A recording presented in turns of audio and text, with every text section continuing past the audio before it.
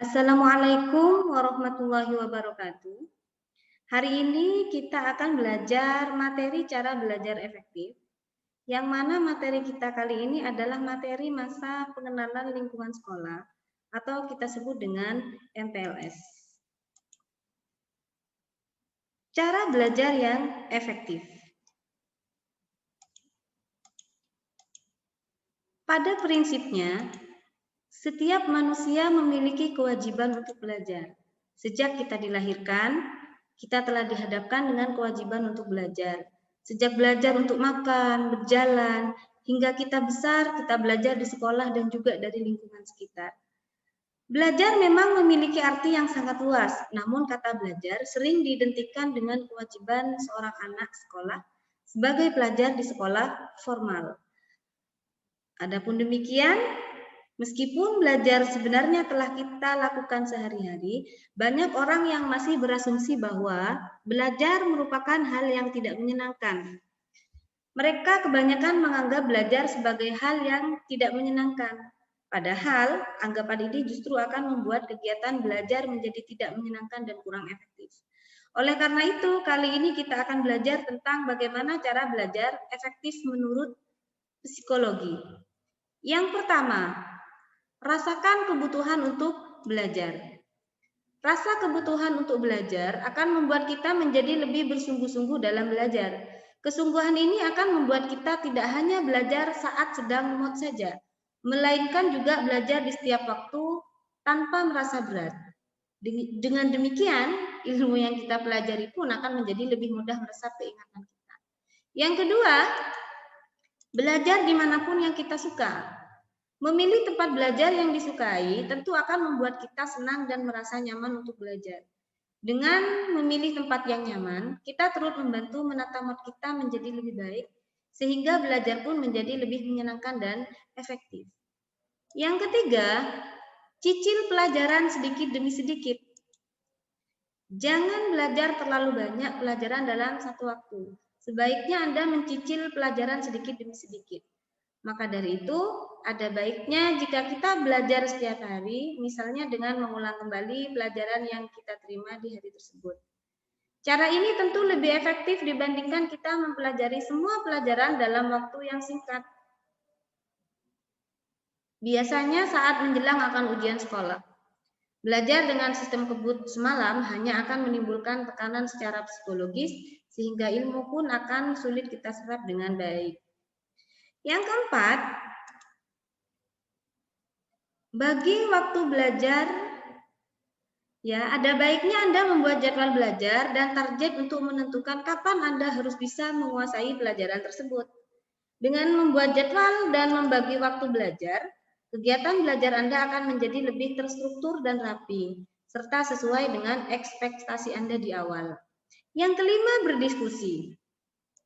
Setiap orang memang memiliki style belajar sendiri. Setiap orang yang menyukai belajar sendiri di tempat sepi, namun ada juga orang yang lebih menyukai belajar berkelompok dan beramai-ramai. Jika Anda masih mengetahui style belajar Anda, tidak ada salahnya Anda untuk mencoba berdiskusi dengan teman untuk bertukar pikiran dan materi pelajaran. Jika Anda merasa nyaman dan lebih mudah memahami materi, maka berdiskusi dengan teman bisa menjadi cara belajar efektif untuk Anda. Yang keenam, cari cara yang membantu konsentrasi. Berkaitan dengan poin sebelumnya, gaya belajar setiap orang berbeda-beda. Jika Anda merupakan penikmat musik dan merasa lebih mudah untuk fokus dengan diiringi musik, jangan ragu untuk belajar sambil mendengarkan musik. Hal ini biasanya efektif jika Anda sedang berlatih mengerjakan soal-soal pelajaran, bukan pada saat menghafalkan pelajaran saja. Yang ketujuh, pahami, jangan hanya menghafalkan. Sistem belajar mengajar saat ini lebih sering memfokuskan pada hafalan saja, bukan pada pemahaman siswa. Padahal, sekedar menghafalkan pelajaran hanya akan efektif untuk ujian atau waktu jangka pendek.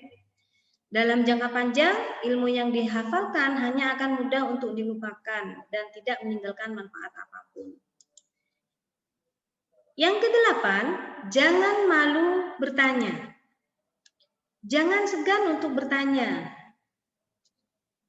Jika kita memahami sesuatu atau mengalami kebuntutan dalam suatu ilmu, kita belajar karena kita memang belum tahu tentang ilmu tersebut.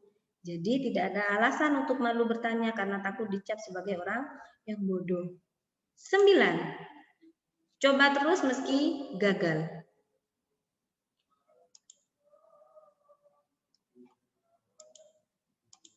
Kegagalan merupakan bagian dari pembelajaran.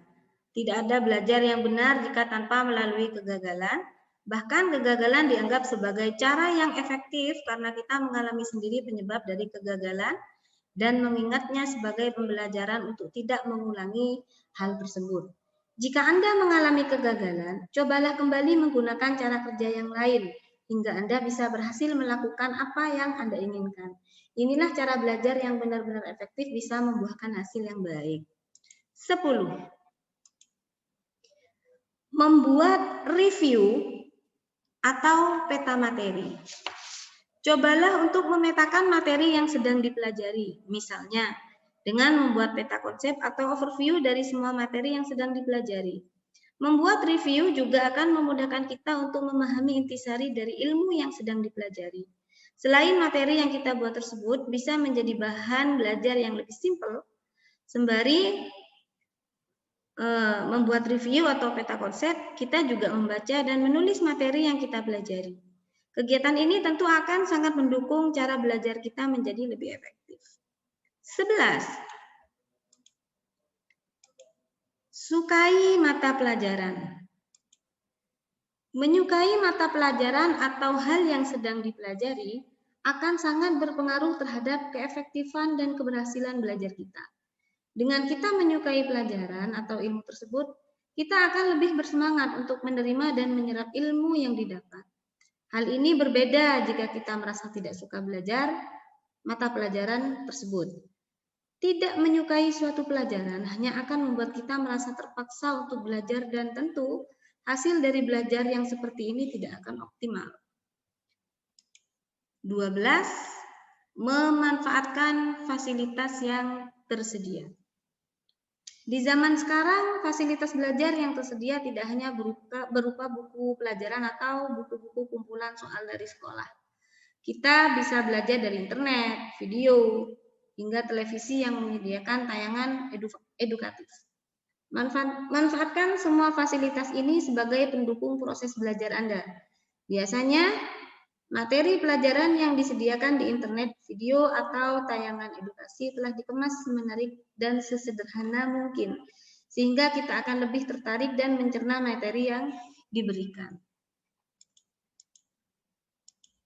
13. Buat kesimpulan. Cobalah untuk menarik kesimpulan dari materi yang sedang dipelajari.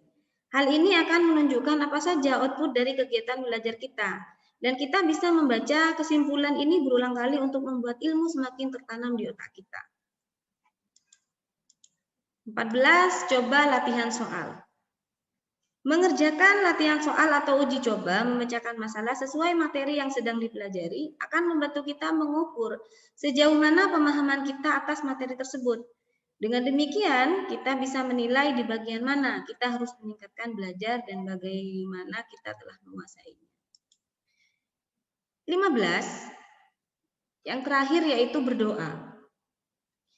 Belajar merupakan usaha kita untuk menjadi seorang yang pintar dan berguna. Namun tidak ada usaha yang sempurna tanpa diiringi doa.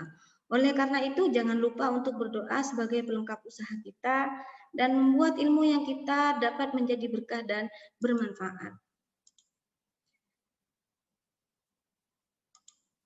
Demikian materi kita hari ini tentang belajar yang efektif. Semoga materi kita kali ini bermanfaat dan terima kasih. Assalamualaikum warahmatullahi wabarakatuh.